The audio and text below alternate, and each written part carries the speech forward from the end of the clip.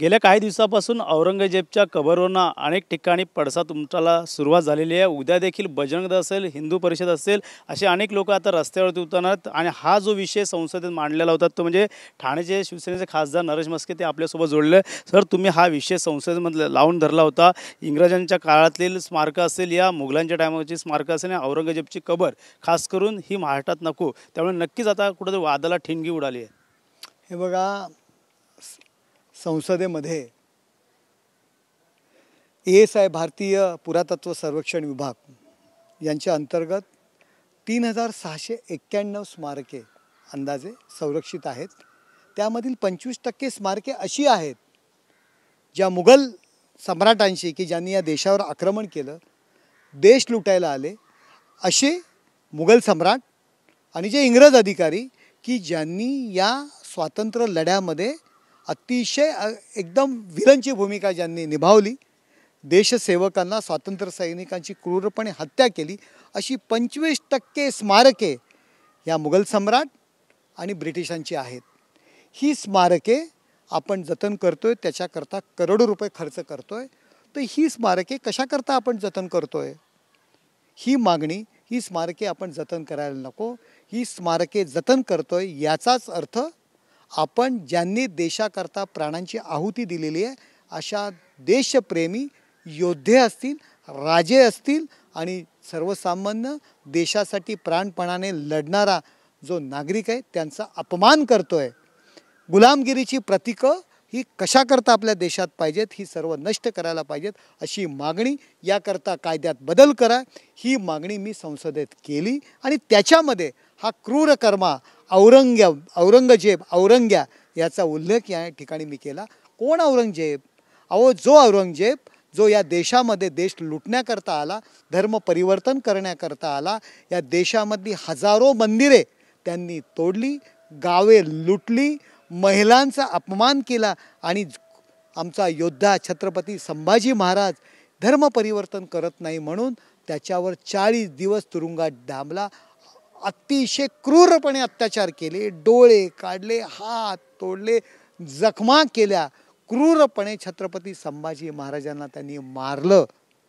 फक्त छत्रपती संभाजी महाराज नाही, शिखांचे 9वे धर्मगुरू यांना दिल्लीमध्ये भर चांदणी चौकामध्ये त्यांची हत्या केली, धर्म परिवर्तन करत नाही म्हणून। शिखांचे 10वे धर्मगुरू गुरु गोविंद सिंग यांची दोन्ही मुलांना धर्म परिवर्तन करत नाही, मुस्लिम धर्माचा स्वीकार करत नाही म्हणून 4 भिंतीमध्ये कोंडून त्यांना मारलं। अशा माणसाची कबर आपण का संरक्षित करायची, का तिचं उदात्तीकरण करायचं, हा प्रश्न मी या ठिकाणी उपस्थित केलेला आहे। त्याकरता ही सर्व स्मारके, ही सर्व कबरी या देशातून उखडून टाका, ही नष्ट करा, ही मागणी मी केलेली आहे। मुस्लिम धर्मामध्ये कबरीला महत्त्व नाही, कबरीची पूजा करायची नसते। की जो अतिक्रमण करतो, जो लुटालूट करतो, अशा माणसाची संपत्ती असेल किंवा त्याचं उदात्तीकरण करणं हे मुस्लिम धर्मामध्ये मान्य नाही। तरीसुद्धा आपण जर अशा कबरी जर सांभाळणार असू आणि ते सर्व संरक्षण करणार असू तर गुलामगिरीची जी काही निशाणे आहेत हे सांभाळणं, याचाच अर्थ देशसेवक योद्धे यांच्या पराक्रमाचा तुम्ही अपमान करताय, ही मागणी मी त्या ठिकाणी केली। मात्र हिंदू संघटना असेल या बजरंग दल असेल हे देखील आता रस्त्यावरती उतरणार आहेत या तुमच्या आवाजामुळे। हे बघा, मी ही मागणी कायद्यात बदल करण्याकरता केलेली आहे। जर त्या मागणी गेली पूर्वीपासून ही मागणी आहे, जर बजरंग दलाने ही जर मागणी उचलून धरली असेल तर बजरंग दलाचं मी या ठिकाणी स्वागत करतो, विश्व हिंदू परिषदेचं सुद्धा स्वागत करतो।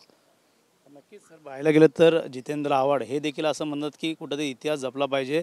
मात्र त्यांनी तुलना जी केली आहे ती त्या पद्धतीने राम आहे तर रामायण आहे, महाभारत आहे तर दुर्योधन आहे असं देखील त्यांनी म्हटलं। आणि अनेक ज्या स्मारक आहेत ते त्यापैकी लाल किल्ला हे देखील काढून टाका असं देखील त्यांचं म्हणणं आहे। असं जर काढत असेल स्मारक, जितेंद्र आव्हाड यांचं मी प्रथम अभिनंदन करतो की त्यांनी आज औरंगजेब हे त्यांचं दैवत आहे, मुस्लिम धर्मियांनी कधीच मान्य नाही केलं, परंतु त्यांच्या मतांकरता जितेंद्र आव्हाड यांनी औरंगजेब हे त्यांचं दैवत आहे हे मान्य केल्यामुळे मी त्यांचं खास करून अभिनंदन करतो।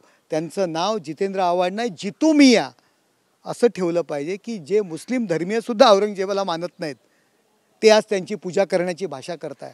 अहो, रामायण आणि महाभारत यांची तुलना या औरंगजेबाशी करू नका. जितू मिया फार चुकीचं करताय. अहो, हेच तुम्हीच की रामनवमीची मिरवणूक असेल, हनुमान जयंतीची मिरवणूक असेल, शिवजयंतीची मिरवणूक असेल तर यामधून दंगलीची बीजी पेरली जातात, यामुळे दंगली घडतील अशा पद्धतीची वक्तव्य करणारे आपण आहात. हे जितेंद्र आव्हाड आपल्याला मुस्लिमांची मतं मिळावी, मुस्लिमांचा नेता म्हणून लोकांनी स्वीकारावं याकरता जे स्वतःला दहीहंडीच्या इव्हेंटचे जनक समजत होते त्यांनी दहीहंडी बंद केली. हो, मतांकरताय ही लाचारी कशाकरता स्वीकारताय? मुस्लिम समाजसुद्धा औरंगजेबाला स्वतःचं दैवत मानत नाही, ते अल्लाला दैवत मानतात. तुम्ही कशाला औरंगजेबाला दैवत मानताय? आज आम्ही अभिमानाने सांगतोय छत्रपती शिवाजी महाराज, छत्रपती संभाजी महाराज आमचं दैवत होतं. सांगावं मुस्लिमांनी की बाबर त्यांचं दैवत होतं, औरंगजेब आमचं दैवत होतं. ते लोक कधीच मानत नाही, ते डिनाय करताय. मग तुम्ही कशाला त्यांची बाजू घेताय? आम्ही ताजमहाल असेल, लाल किल्ला जमीनदोस्त करा म्हणून म्हटलेलं नाही आहे. त्यांच्या कबरी ज्या आठवणी म्हणून तुम्ही ज्या ठेवलेल्या आहात ना त्या नष्ट करा म्हणून आमची मागणी आहे. येणाऱ्या काळात हे वातावरण चिघळू शकतं, याला जिम्मेदार कोण असू शकतं? काय जिम्मेदारीची भाषा चाललेली आहे? हिंदूंनी मागणी केली म्हणजे वातावरण बिघडू शकतं. अहो, एक MIMचा पडलेला खासदार ज्यावेळी मुंबईत येतो त्या चेक नाक्यावरती 50,000 मुस्लिम जमतात, लाखो मुस्लिम जमतात. का जमले होते? कशासाठी जमले होते? लोकसभेच्या निवडणुकीमध्ये भर वस्त्यांमध्ये युतीला मतदान करू नका. युतीला मतदान केलं तर अल्लाह खतरे में है, मुस्लिम धर्म खतरे में, अशा चुकीच्या पद्धतीने जेव्हा संदेश मशिदींमधून आदेश दिले जात होते तेव्हा कुठे गेले होते वातावरण? तेव्हा वातावरण बिघडणार नव्हतं? तेव्हा माध्यमांना ते दिसलं नाही?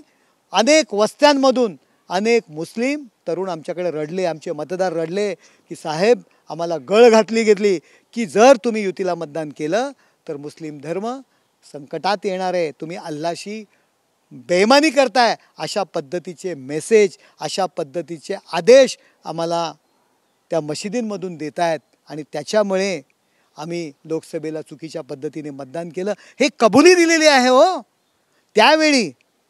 त्यावेळी देशाची शांतता बिघडणार नव्हती, सुव्यवस्थेचा प्रश्न निर्माण नव्हता होणार. त्यावेळी माध्यमांना या गोष्टी दिसल्या नाहीत. पण ज्यावेळी एखादी हिंदू संघटना मागणी करते त्यावेळी तुम्हाला वाटतं की देशात दंगली होणार आहेत. तेव्हा जितेंद्र आव्हाडांसारखी माणसं रामनवमी, हनुमान जयंती, शिवजयंतीच्या मिरवणुका बंद व्हायला पाहिजेत, त्यातून दंगली घडतील अशा पद्धतीचे वक्तव्य करतात. त्यावेळी तुम्हाला दिसत नाही, त्यावेळी टीका होत नाही. केवळ हिंदू सहिष्णू आहेत म्हणून केवळ त्यांनी जर एखादं वक्तव्य केलं की अशा पद्धतीच्या टीका होणार असतील तर त्या योग्य नाही. वातावरण बिघडू नये म्हणून काही हिंदू संघटनांचे आता जो मोर्चा वळवला होता औरंगजेबच्या कबरीवरून, कुठे त्यांना स्थगिती देखील देण्यात. कायदा आणि सुव्यवस्थेचा जो काही विषय असेल त्यावेळी जे काही सरकार पाऊल उचलेल ते त्याचाच मान आणि सन्मान आपण राखला पाहिजे. कायद्याने ह्या गोष्टी व्हायला पाहिजेत, यासुद्धा मताचा मी आहे. भारतीय कायद्यात बदल करा अशी सुद्धा मागणी मी त्या ठिकाणी संसदेत ज्या ठिकाणी कायदा बनतो त्या ठिकाणी मी ही मागणी केलेली आहे. उद्या जर ती कबर काढायची तर आम्ही जाऊन काढू शकलो असतो, परंतु कायद्यामध्ये बदल करा. 100 वर्ष जे पुरातत्व खात्याला जी कंडिशन टाकलेली आहे ती कंडिशन बदली करा. तुम्ही पुन्हा एकदा त्याचा आढावा घ्या. गेले कित्येक वर्ष त्या आढावा समितीची बैठक झाली नाही आहे, तर ती बैठक घ्या आणि पुनर्संरक्षित जी काही करायचे आहेत आपल्याला, जी काही स्मारकं आहेत त्यांचा आढावा घ्या. ही मी मागणी केलेली आहे. त्या ठिकाणी ज्या काही अशा काही गोष्टी आहेत त्यांना आदिवासी आपला विभाग आहे, भारतीय स्वातंत्र्यामध्ये ज्यांनी काम केलं आहे अशा माणसांची च्या जी ठिकाणं आहेत ती निर्माण करा, त्यांना संरक्षण द्या, ती आपली ठेवा म्हणून जतन करा. अशा पद्धतीची मी मागणी केलेली आहे. कायदा बदली करा ही मागणी मी त्या ठिकाणी केलेली आहे. आम्ही कायदा हातात घेतलेला नाही. नक्कीच होते नरेश म्हस्के. आता येणाऱ्या काळात केंद्र सरकार असेल या महाराष्ट्र सरकार कशा प्रकारे पाऊल हे औरंगजेबच्या कबरवरून घेणं हे देखील पाहणं गरजेचं राहणार. कॅमेरामन अथर्वसह गणेश सुराट, TV9 मराठी, ठाणे.